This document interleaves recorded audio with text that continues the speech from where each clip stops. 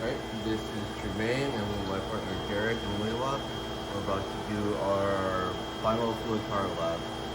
So for this lab, if we hold both the start buttons, both cylinders should extract down.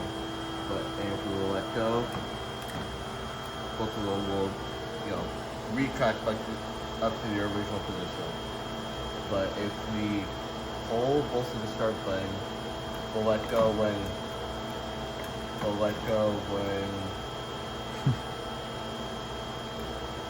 He's like, You hold it a little too long. Oh.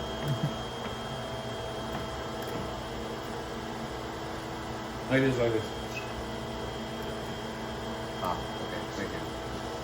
When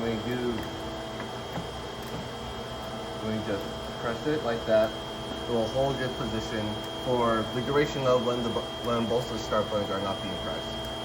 So if we just keep holding it, and then let go. Very nice. What's up? So it's Derek. I'm gonna explain the indicator light. It's right here. So basically, it has like 4 modes. So when they're both retracted, it's off. When they're both when they're both extended, it's fully on. When it's retracting, it blinks at 2 hertz or 4 hertz. Retraction was 4. Okay, so the retraction's 4 hertz. And then we have a hold right here for cylinder 1. If we don't complete the cycle, it blinks at 2 hertz. 2 or 4 hertz. I might have switched them up, but it blinks like that. Beautiful. Cool. Thank you for watching. Okay, so today this is lab 4, the cookie cutter program. This is Meno B. So first we have, in our Meno B, the way we organized it, we had all these like sub functions called out in the Meno B. So you can just see that this is the right cylinder, this is the left cylinder, and this is the indicators. And so all this is just really is putting together all the other, these other sub functions together. And then when you go to indicators, let's go integrate indicators first. When the piston is retracting, you want the first light condition 1. So basically, like, the indicator is gonna be off in this one, in the first light condition. And so this whole loop is gonna blink. It's gonna start blinking so that because that's what's required for the code. And so this loop is what helps it to do that. Blinks when the pistons are retracting. Because it blinks when the pistons are retracting. And then if we have both the pistons extended, the left and right one, light condition 2 is basically want them fully on, right? Then they should not be blinking, it should just be fully on. And then from there,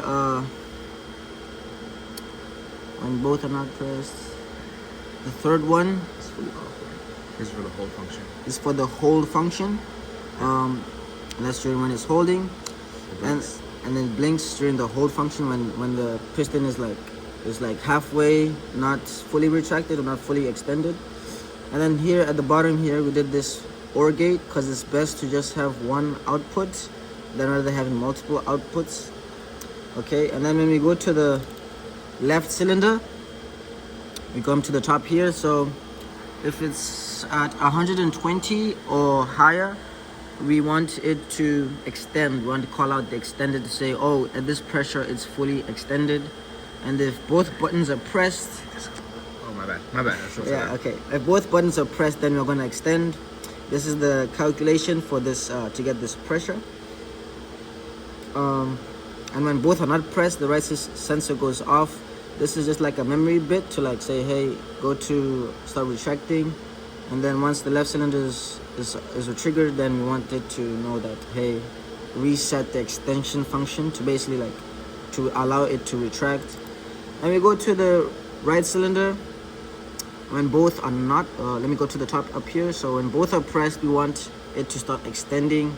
And obviously when the left one is read at 120 psi, then we know we can start extending, and this is the calculation for it.